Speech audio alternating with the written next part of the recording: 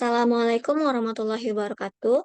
Kenalkan nama saya Rafidah Hanum Sadia dengan NIM 220790055. Izinkan saya untuk mempresentasikan contoh proyek akhir saya yang berjudul pembuatan es krim dengan penambahan ekstrak daun kelor dan gula stevia. Pertama-tama saya ucapkan terima kasih kepada seluruh pihak yang telah berkontribusi dan membantu saya dalam pengerjaan proyek akhir ini. Eh, latar latar belakang saya untuk membuat proyek akhir ini karena es krim merupakan salah satu produk makanan yang sangat digemari oleh berbagai kalangan usia, mulai dari anak-anak hingga usia dewasa. Namun,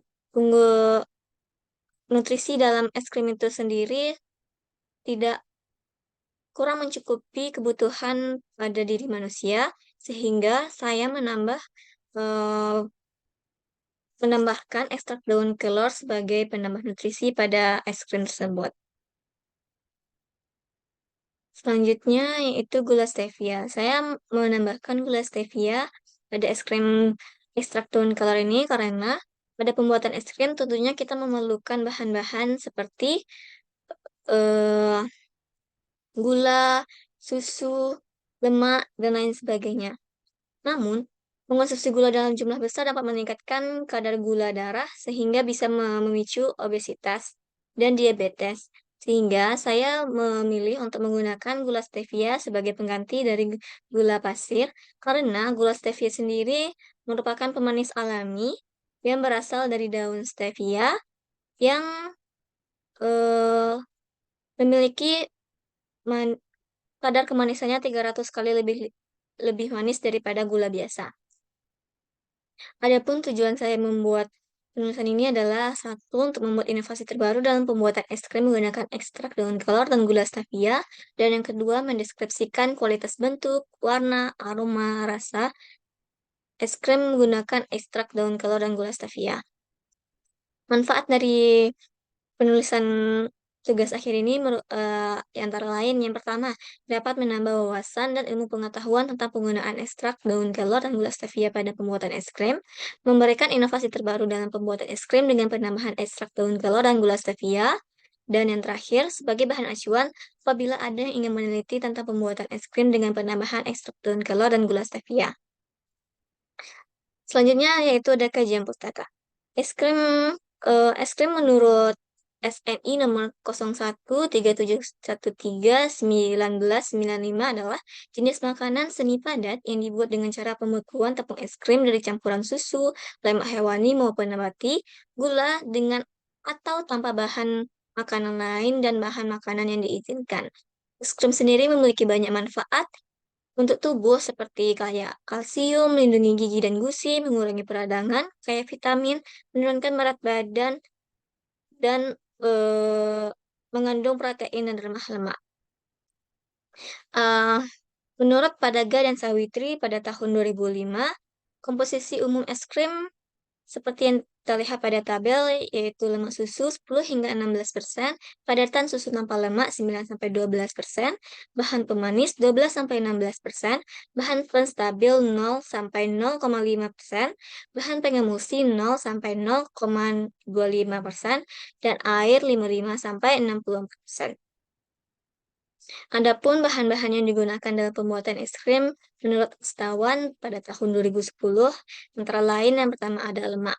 Lemak merupakan berfungsi sebagai memberi tekstur halus, mencegah pembentukan kristal yang terlalu besar, berkontribusi dengan rasa dan aroma, meningkatkan nilai gizi es krim, serta memberikan efek sinergis pada tambahan flavor yang digunakan.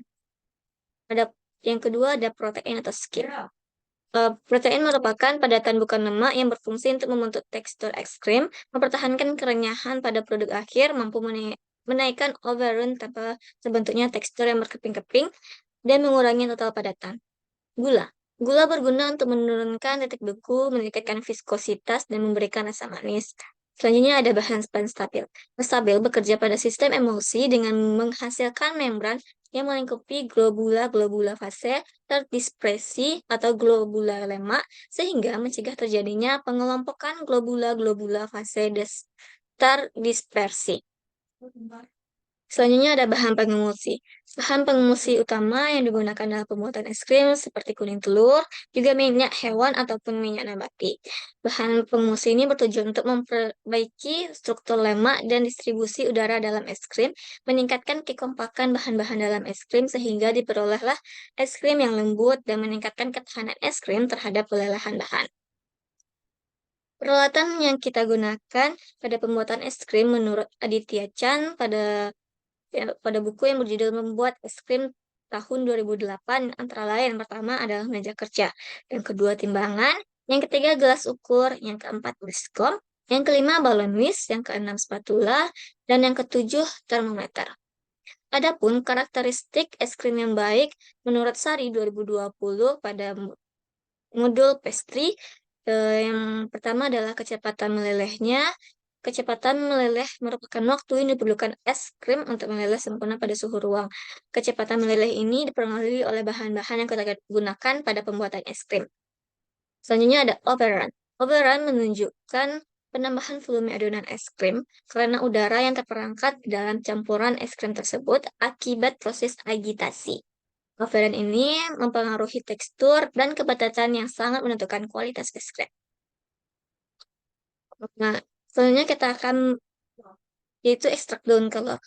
Kelor sendiri atau bahasa ilmiahnya Moringa oleifera termasuk jenis tumbuhan yang berumur panjang berupa semak dan pohon dan ketinggian 7 sampai 12 meter menurut Ramadhani tahun 2020.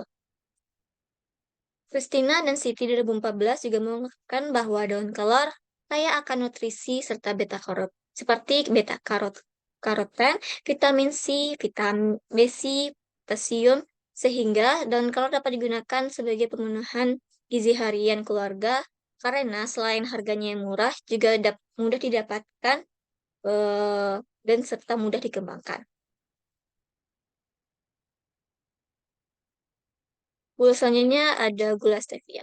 Gula stevia memiliki sifat yang berbeda dengan sukrosa, seperti memiliki kalori yang rendah, memiliki tingkat kemanisan 300 kali lebih dari sukrosa, kan tetapi gula stevia ini memiliki aftertaste pahit ketika dikonsumsi menurut Rukmana tahun 2003. Hasil penelitian dari Cindy Haris 2011, Averina DKK 2016, mengatakan bahwa vitamin C juga terkandung di dalam daun kelor yaitu 220 mg per 100 gram daun.